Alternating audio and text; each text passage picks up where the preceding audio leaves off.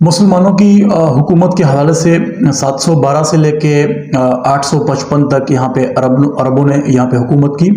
और उसके बाद जो दूसरी डायनेस्टी है जिसने यहाँ पे रूल किया उसे हबारी डायनेस्टी कहते हैं, जो 855 से लेके 1010 तक या वो यहाँ पे रही, और वो भी अरब दुनिया से ही थी।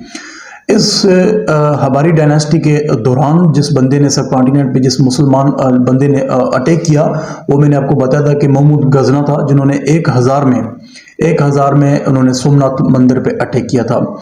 और वो अटैक जो है उसके बाद वो अटैक उसके कंटिन्यू रहे, और 1026 में उसका 17th अटैक था, जिसके बाद उसने वो उस मंदिर को वहाँ अटैक करने में कामयाब हुआ। उसके पीछे दो चीज़ें बताई जाती हैं। जो हिंदुस्तान के राइटर्स हैं वो कहते हैं कि ही वॉज अ लूटर, उन्होंने लूट के अलावा उसका कोई भी पर्पज़ नहीं था। जो मुसलमान राइटर्स हैं वो बताते हैं कि वो इस्लाम स्प्रेड करने के हिसाब से गया था, और वहाँ पे वो जो मतलब पूरा का पूरा इस्लामिक एक आर्डर था, उन्होंने वो यहाँ पे मतलब एस्टेब्लिशमेंट करने की कोशिश की थी।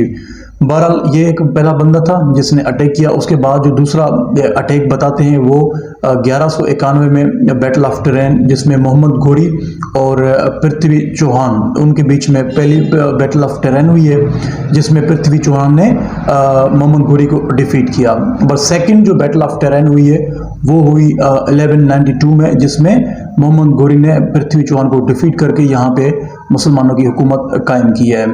अच्छा, उसके फ़ौरन बाद आप देखेंगे कि स्लेव डायनेस्टी आ रही है, जो अभी दिल्ली सल्तनत मतलब यहाँ से शुरू हो रही है। दिल्ली सल्तनत के बारे में मैंने बताया था कि पहले यहाँ सब कॉन्टिनेंट में स्लेव डायनेस्टी थी।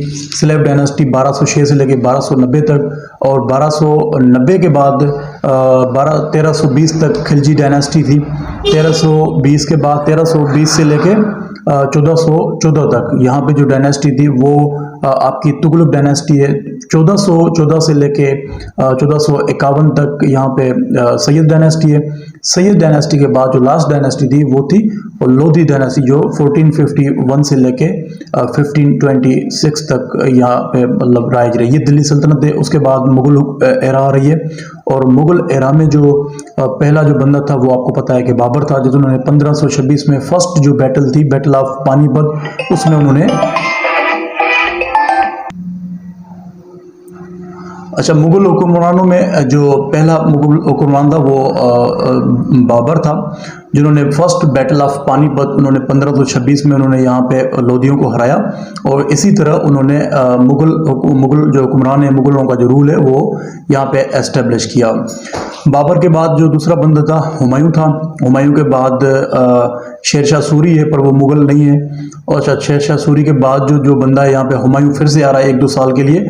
फिर बैटल ऑफ पानीपत सेकंड हो रही है 1556 में, जिसमें अकबर ने मतलब इस्लाम शाह या उनको डिफीट करके अगेन मुगल हुक्मरान यहाँ पे सब कॉन्टिनेंट में उन्होंने हुकूमत की। और अकबर का दौर, जैसे मैंने आपको उसके बारे में डिटेल में बताया भी था, काफ़ी मशहूर था। अच्छा, अकबर का दौर, फिर यहाँ से अकबर से के बाद जो बंदा आ रहा है वो जहांगीर आ रहा है। मतलब अकबर का जो दौर है 1557 से लेके 1605 तक है।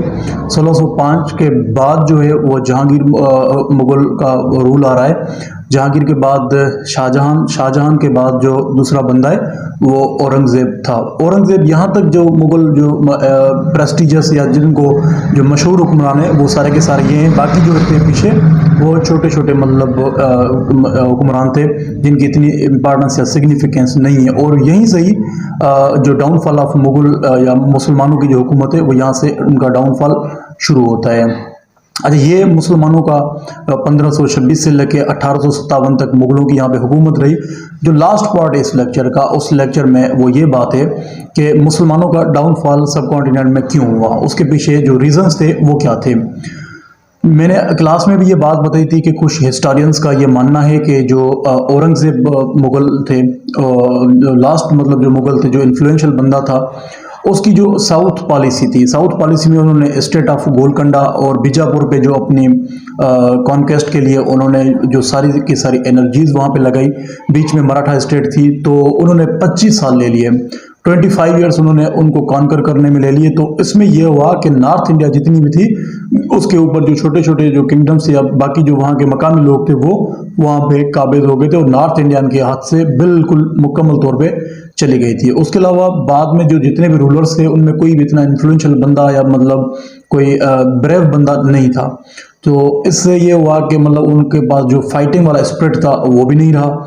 तीसरी बात ये कि जो जस्टिस की जो बात थी या जस्टिस के अलावा जो इस सोसाइटी में वो लोग मतलब पूरी अपने एम्पायर को मतलब एग्जामाइन करते थे वो भी सिस्टम नहीं रहा, क्योंकि जितना भी इनका हुक्म जिनकी भी इनकी हुक्मरानी थी या जो रूलिंग थी वो सारी की सारी वो उनकी कोर्ट्स तक या उनके अपने मतलब पर्सनल रूम तक रह गई थी। बाहर के मामला का उनको पता बहुत कम रहता था।